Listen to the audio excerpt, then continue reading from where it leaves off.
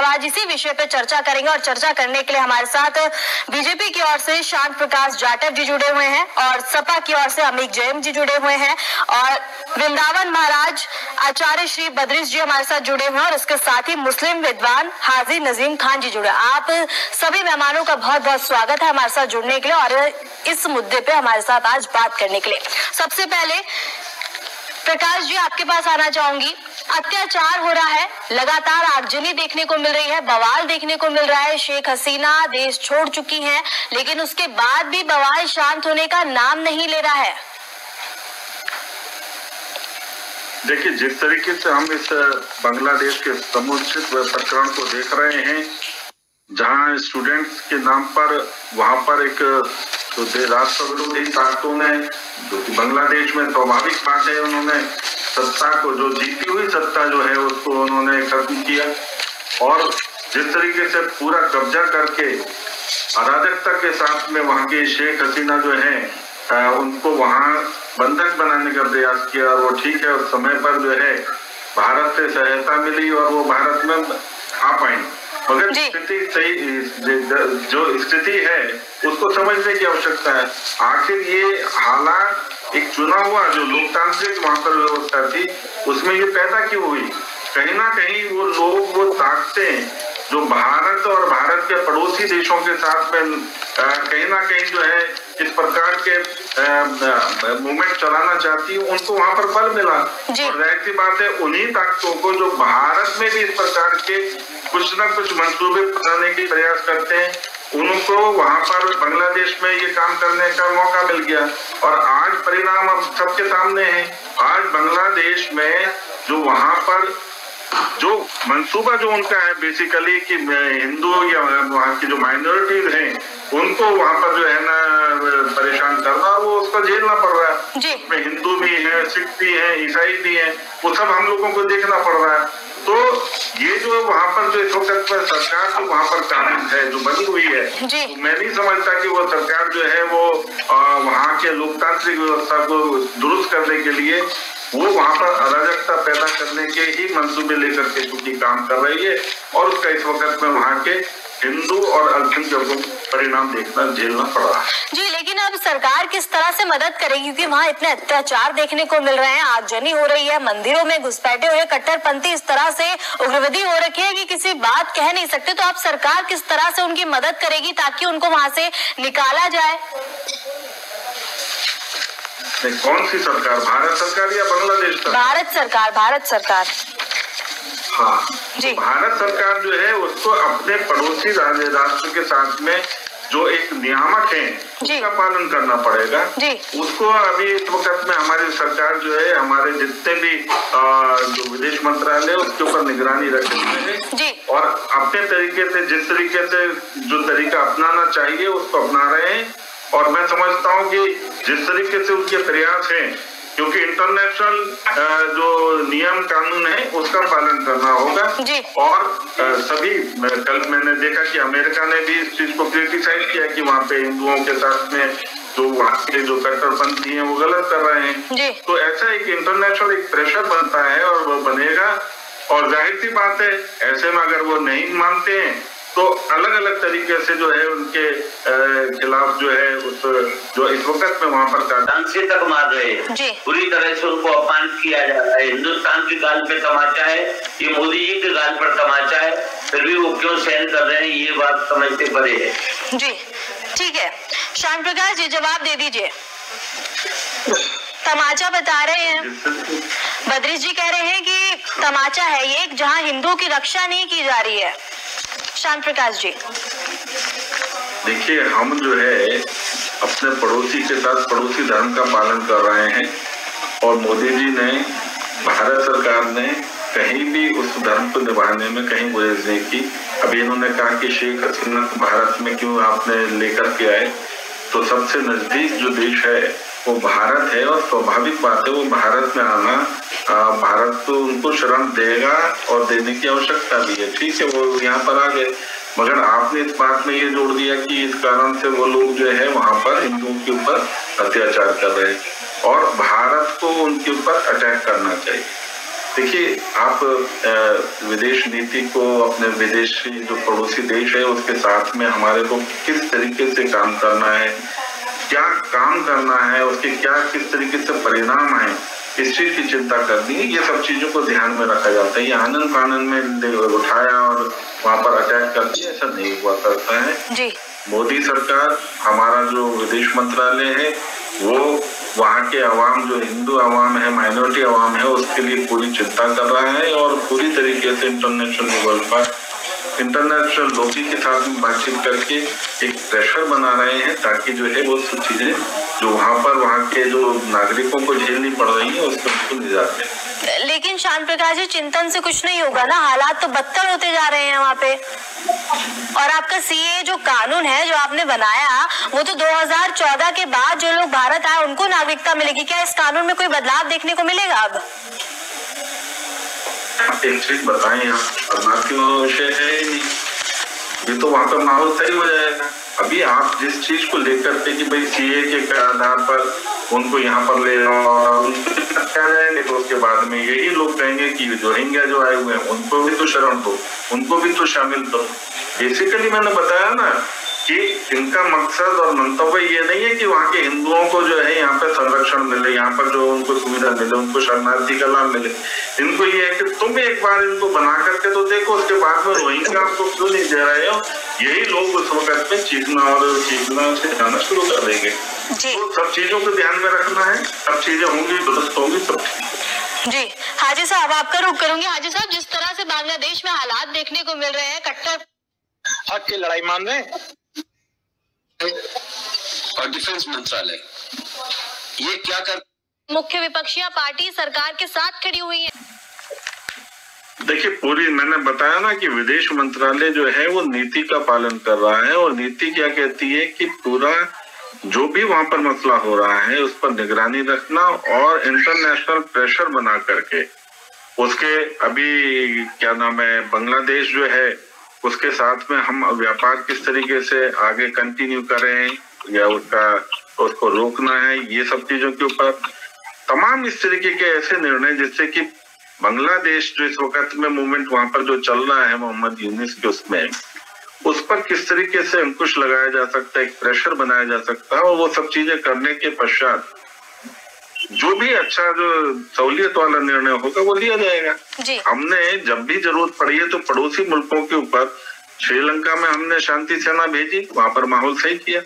ठीक इस तरीके से आवश्यकता रहने पर यहाँ पर भी निर्णय लिया जा सकता है कि वहां पर हमारी सेना जाए और माहौल को दुरुस्त करे, मगर उससे पहले शुरुआत में वो सारे प्रयास किए जाएंगे जिससे कि बगैर किसी उपद्रव के या किसी प्रकार के सख्त एक्शन के ये सब चीजें ठीक हो जाए जी। ठीक है शांत प्रकाश जी, ठीक है। शाकिर अली जी, क्या समझ आ चुका है कांग्रेस को कि अगर इनकी बहुत बड़ी पूरी आगजनी नहीं हुई, लोग नहीं मरे, तो अपने भाइयों को बचाने के लिए जवाब दीजिए, वरना मुझे आपको म्यूट रखना पड़ेगा। आप बीच में बोलने का मतलब नहीं है। मैंने आपको शांति से सुना, उन्होंने भी आपको सुना। वो कब से हाथ उंगली दिखा रहे थे कि उनको बोलना है, मैंने उनको बाद में मौका दिया, तो अपने अपने बारे में बोले, हल्ला क्यों करना है? शांत प्रकाश जी बोलिए। स्वरूप नहीं बदला जा सकता, मगर 2012 में आपने बदला और किए थे। हम बांग्लादेश को भी सबक सिखाएंगे अपने भाइयों को बचाने के लिए। ठीक है शाकिर अली जी, ठीक है। शांत प्रकाश जी जवाब दे दीजिए। 2012 तक इसी जो संभल जो मस्जिद का, जामा मस्जिद की जो बात है, हरिहर मंदिर जो है वहां पर पूजा हुआ करती थी 2012 तक, और उसको अखिलेश सरकार ने, जब वो समाजवादी पार्टी सरकार बनी, उन्होंने बंद करा। तो इनको कांग्रेस के जो प्रवक्ताओं को ये मालूम नहीं है कि मसला क्या है। 1947 का जो कानून है उसके हिसाब से उसका जो स्वरूप नहीं बदला जा सकता, मगर 2012 में आपने बदला और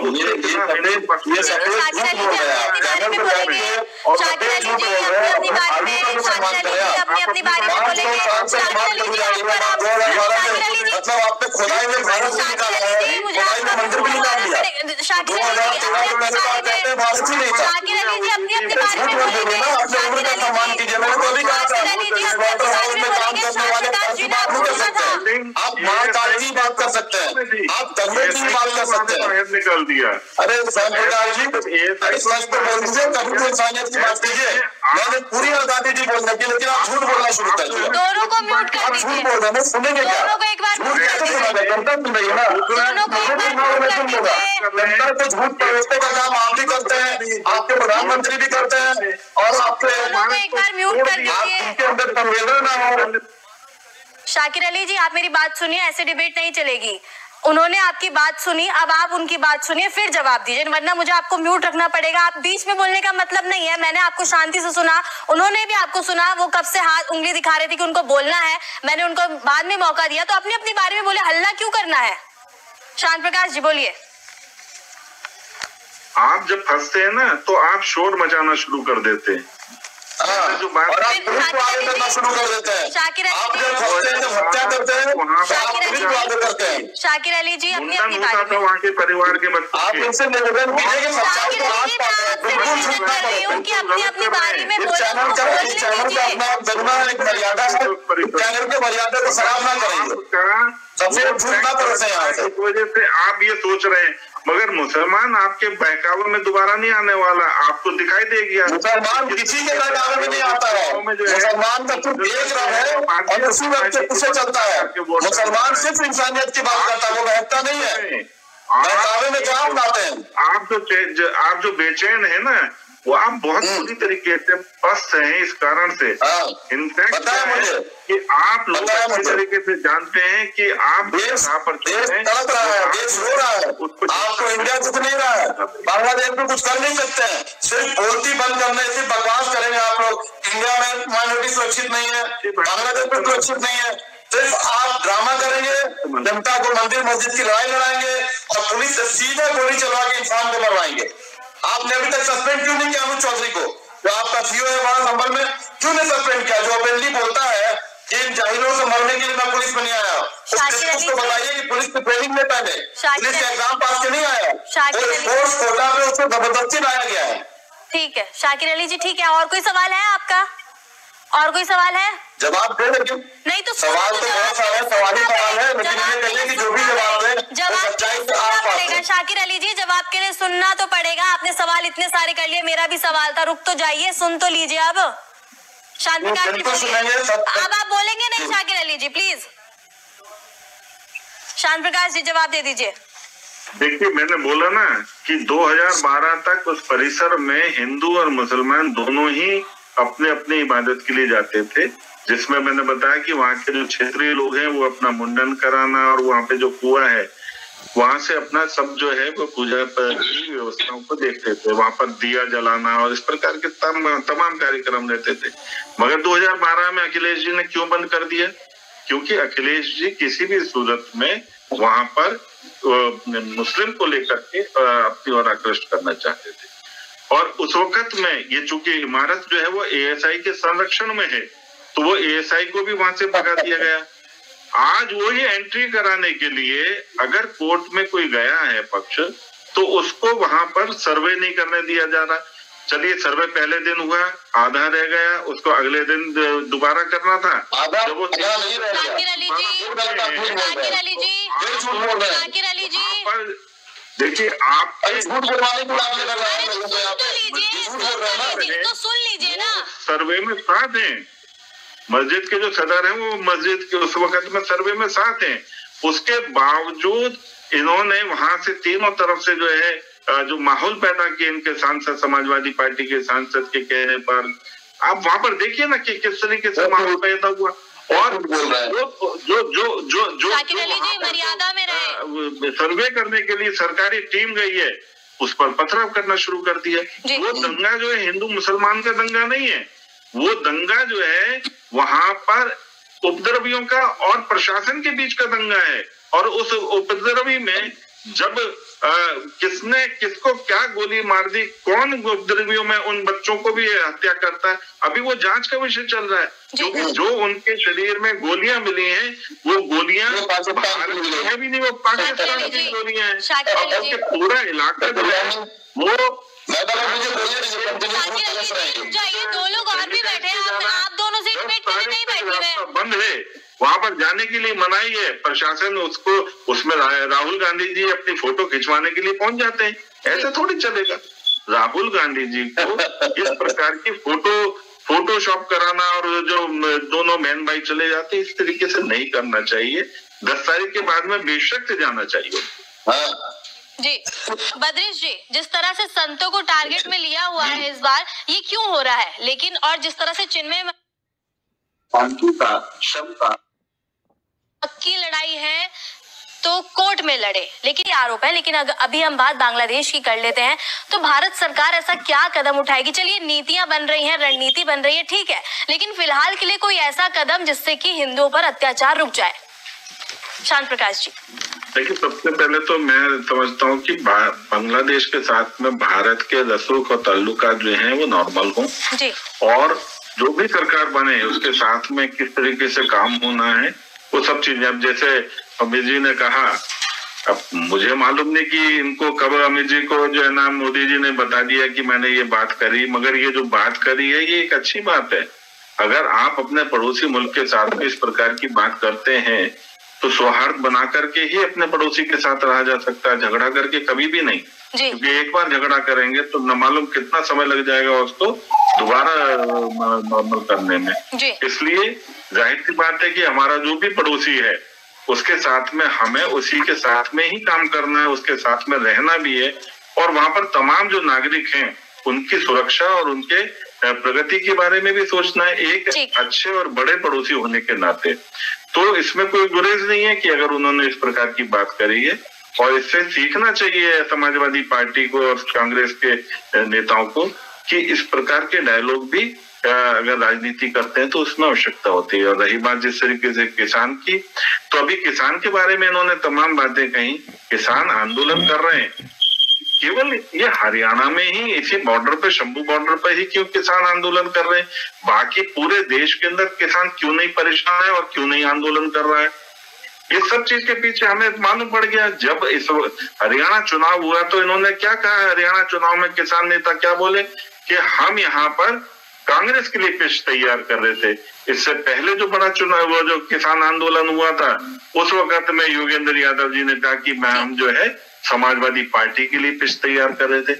आप पिच तैयार कर रहे हैं किसान आंदोलन के नाम पर, लोगों को शांत प्रकाश जी, ठीक है शांत प्रकाश जी, ठीक है, समय का अभाव है, ठीक है शांत प्रकाश जी, ठीक है, समय का अभाव है, सब ठीक समझेंगे, ठीक है।